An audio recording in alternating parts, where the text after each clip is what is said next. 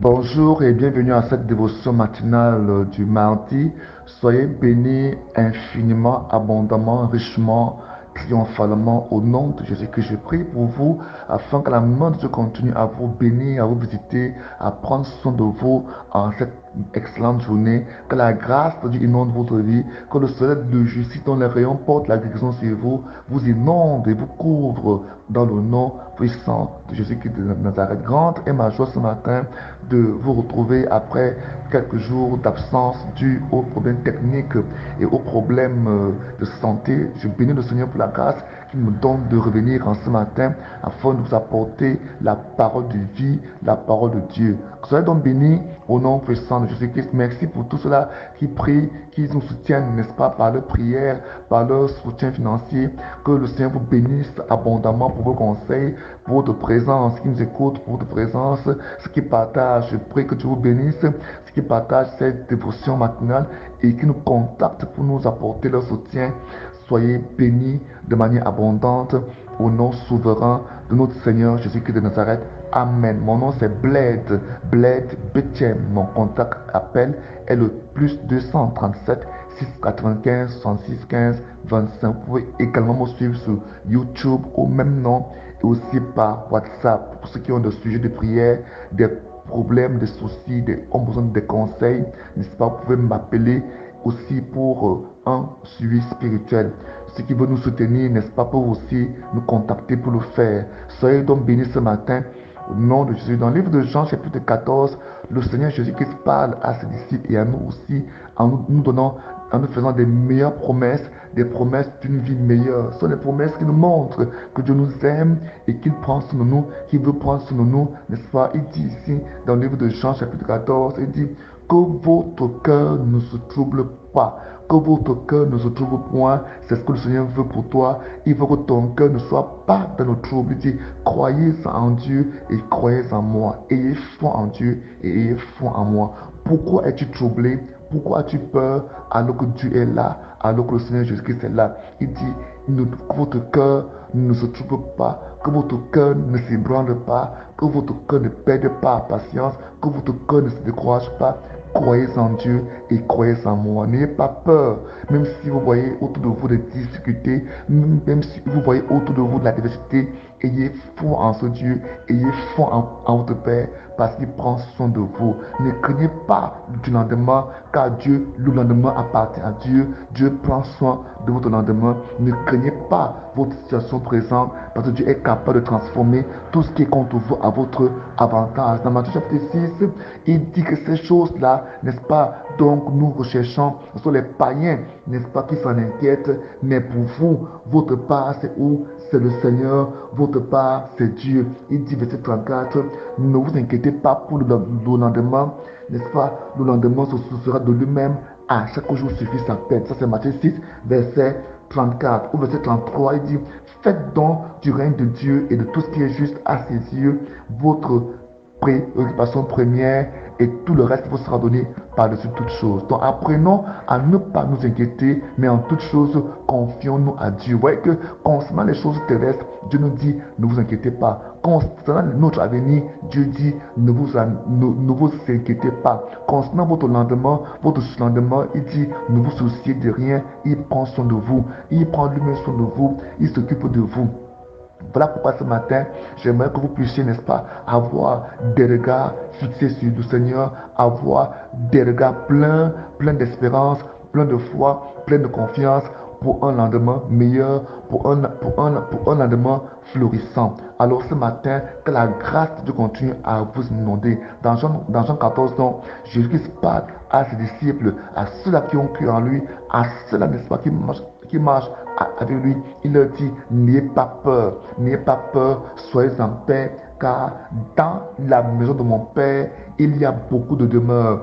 Dans la maison de mon Père, il y a beaucoup demeure. Si cela n'était pas vrai, je vous l'aurais dit. En effet, je vais vous préparer une place. Lorsque je vous aurai préparé une place, je reviendrai et je vous prendrai avec moi afin que vous soyez vous aussi là où je suis. Voyez l'une des meilleures espérances de toute la Bible. Jésus-Christ dit qu'il vient nous chercher afin que là où lui il est, que nous y soyons aussi. Quel partage, quelle bénédiction. Il veut que nous soyons comme lui il est et que nous ayons ce qu'il est et que nous vivons éternellement là où lui il vit. C'est la meilleure promesse de Dieu. Voilà pourquoi, malgré toutes les peines, malgré toutes les difficultés par lesquelles nous passons sur la terre, nous devons avoir cette assurance qu'il y a une meilleure espérance pour un avenir,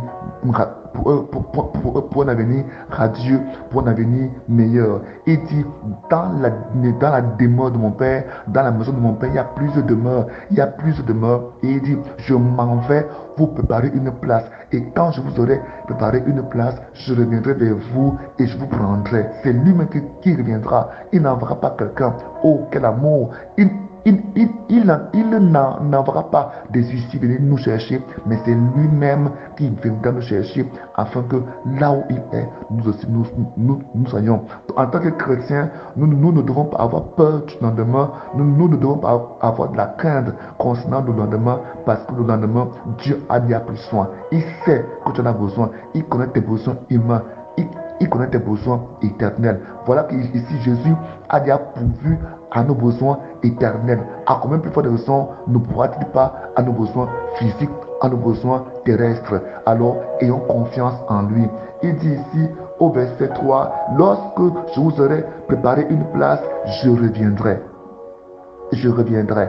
Donc l'église est dans l'attente du retour du Seigneur. Il peut revenir te chercher n'est-ce pas, pas la mort naturelle, pas la mort du sommet chrétien, qui est quoi le départ vers le Père céleste. Il peut aussi venir nous chercher selon la date qu'il a préparée pour lui de venir chercher l'église. Donc quand il reviendra et quand il trouvera ceux qui seront vivants, à ce moment-là, la Bible dit qu'il les enlèvera pour les amener dans cette place qu'il aura préparée pour nous.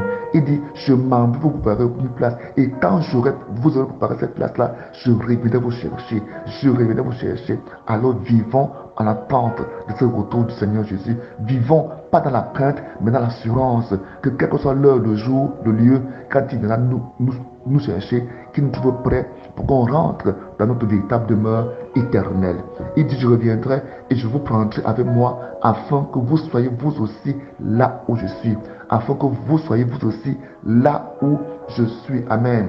Amen. Donc ce matin, sois fort, sois encouragé, ne sois pas découragé. Il dit, et vous connaissez le chemin de l'endroit où je me rends. Peut-être vous ne connaissez pas l'endroit dans lequel je me rends, mais vous savez le chemin, vous le connaissez parce que vous me voyez.